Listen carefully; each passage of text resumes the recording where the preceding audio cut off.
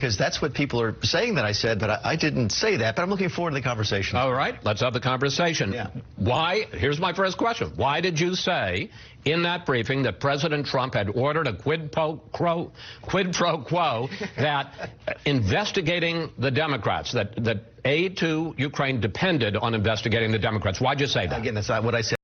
Okay, here you have a intellectually dishonest Chief of Staff Mick Mulvaney getting grilled, absolutely grilled by Chris Wallace of Fox News.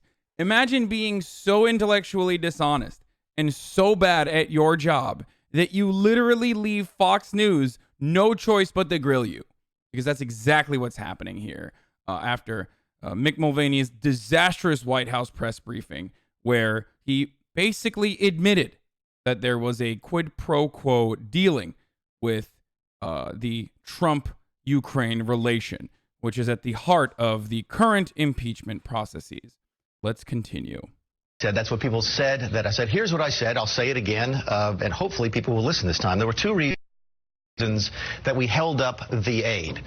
We've talked about this at some length. The first one was the rampant corruption in Ukraine. Ukraine, by the way, Chris, is so bad in Ukraine that in 2014 Congress passed a law requiring us to make sure that corruption was moving in the right direction. So corruption's a big deal. Everybody knows it. The president was also concerned about whether or not other nations, specifically European nations, were helping with foreign aid to the Ukraine as well. We've talked about that for quite a while now. I did then mention that in the... So that's two, except there's three reasons that Mick gave, which Chris is going to retaliate with now.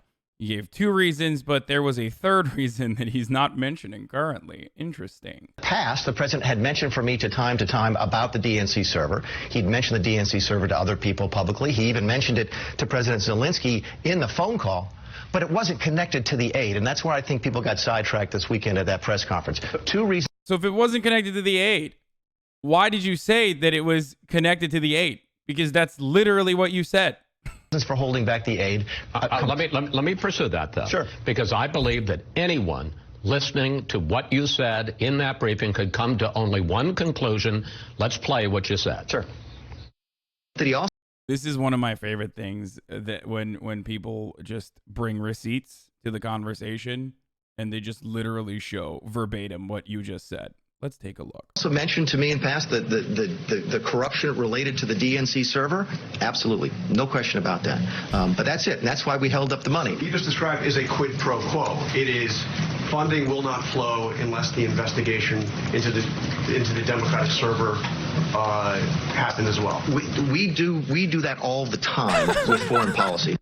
You were asked specifically by Jonathan Karl, was investigating Democrats one of the conditions for holding up the aid? Was that part of the quid pro quo? And you said it happens all the time. Yeah, but go back and watch what I said before that. I don't know if you guys can cue it up or not. There was a long answer about corruption and a long answer about... You totally said that. Just like I told you then, and then I said the exact same thing I just said now, which is that he mentioned in passing, yes. But the reason that we held back the aid were the two reasons I mentioned. And But you didn't mention two reasons. You mentioned the third reason, which is literally quid pro quo, which is at the heart of the impeachment processes.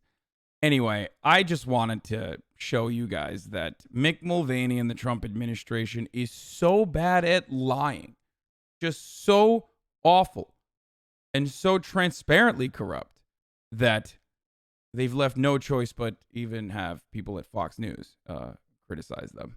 I want to hear what you guys think, however. Leave your thoughts in the comments below. I'm Hasan Piker, and this has been The Breakdown.